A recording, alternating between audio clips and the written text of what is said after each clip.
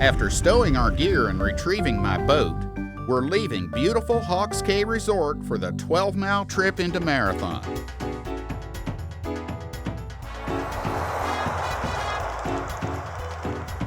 Nicknamed the heart of the Florida Keys, Marathon is about 80 miles south from the Florida mainland and about 50 miles north from Key West.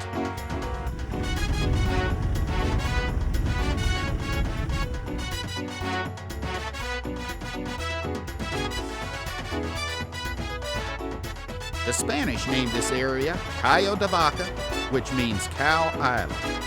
The cows the Spanish were referring to were probably the gentle sea cow, also known as the manatee. Manatees are very gassy animals. Those bubbles coming up out of the water are not perfume. Extremely slow moving, manatees are endangered by boat propellers.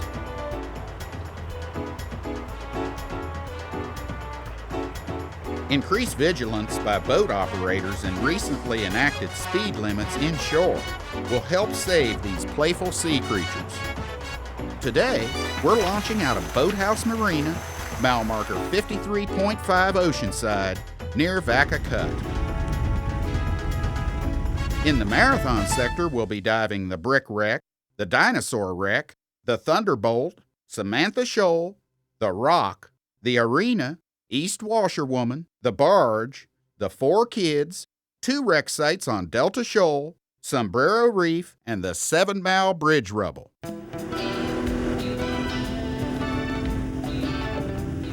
The first target is the beautiful Brick Wreck, only 3/4 of a mile from Key Colony Beach.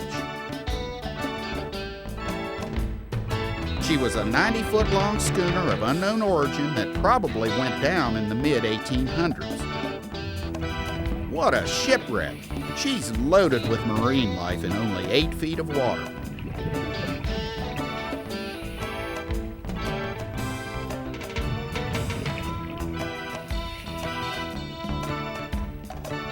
Her wood ribs jut out from underneath the ballast. Her keel runs the entire length of the ship.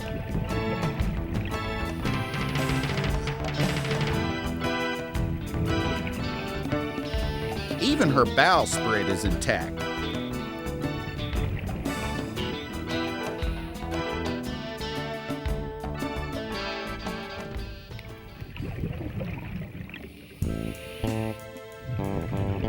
Her cargo of bricks may have been intended for use in the construction of Fort Taylor in Key West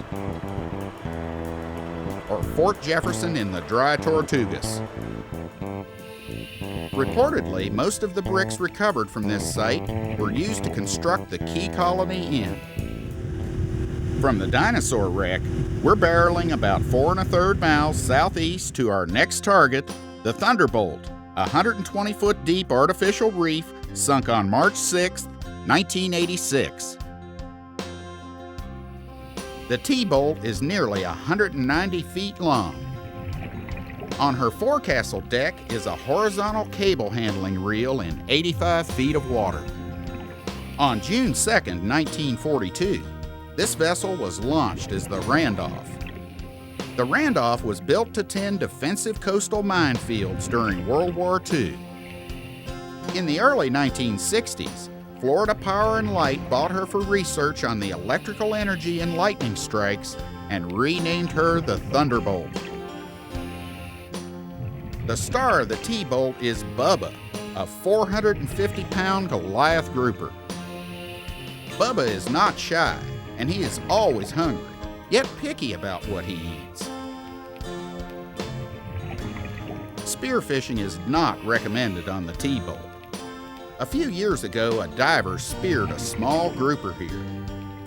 All 450 pounds of Bubba rammed the diver aside and swallowed the grouper and spear whole. The diver suffered broken ribs, and Bubba had a spear sticking out of his right gill, which he soon extricated. Although Bubba appears friendly, his mouth is lined with teeth similar to razor-sharp, heavy grit sandpaper. Remember to treat all sea creatures with respect, no matter how large or how small. Gulf Stream currents permitting, the T-Bolt makes a spectacular night dive.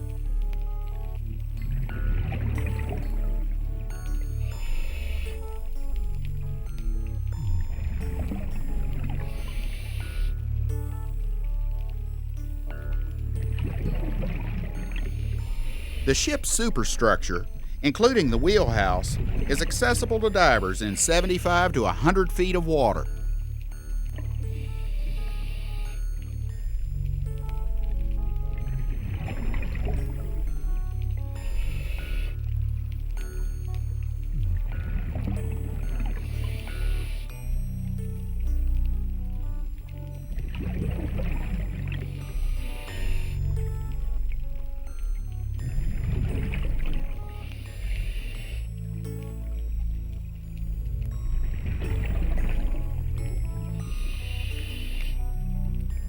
Well underneath the stern, the rudder along with the port and starboard propellers may be reached in 120 feet of water.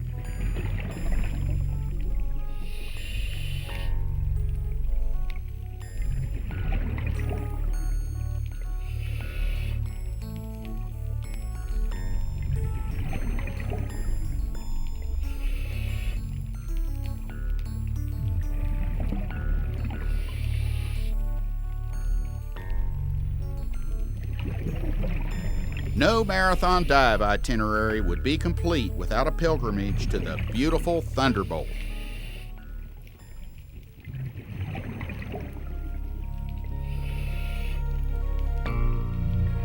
From the Thunderbolt, it's about 2.5 miles, almost due west to Samantha Shoal.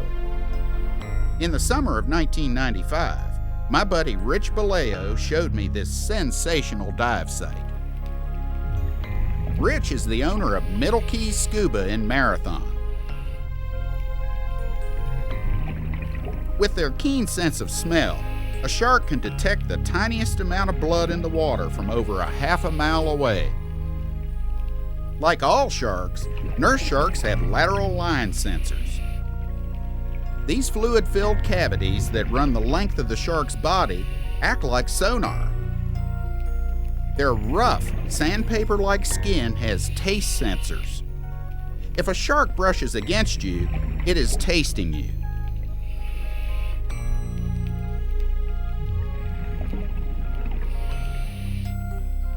The barbells hanging down from above the nurse shark's mouth allow it to detect the vibration of lobster and crab hiding under the sand. The combination of these highly developed senses allows sharks to ferret out the weak and infirm, providing a vital service to the ocean's food web. I've discovered a nurse shark in a crevice that has cornered a lobster. He turns to me as if to say, "This is my lobster dinner. You go find your own."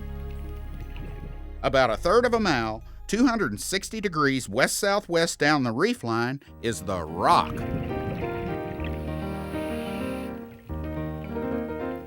The star of the Rock is Rocky, a gregarious 3-foot barracuda.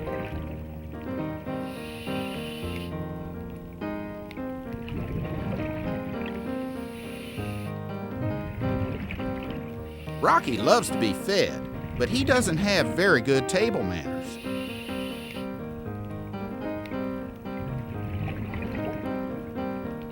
Check out Rocky's rear dorsal fin, wagging back and forth like an excited puppy dog's tail. Not all barracudas are friendly like Rocky. Again, treat all sea creatures with respect, no matter how large or how small. The next dive site, the Arena, is just under 1.5 miles, 260 degrees west-southwest from the Rock.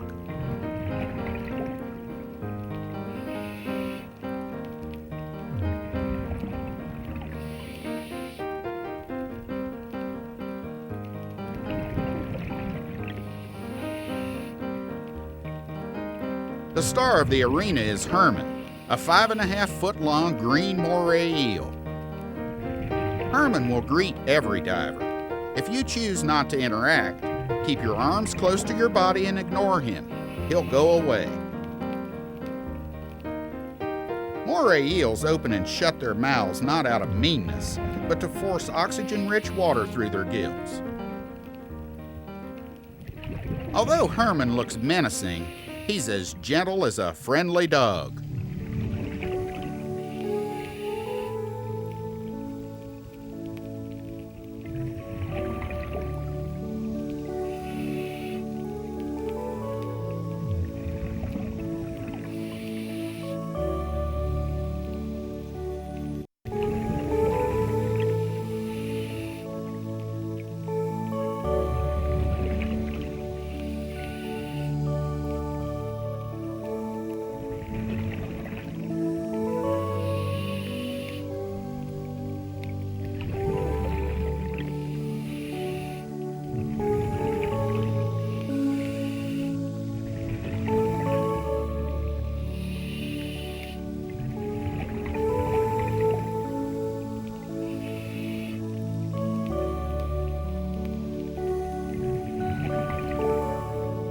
The next target, East Washerwoman, is about 3 miles, 290 degrees west-northwest from the arena.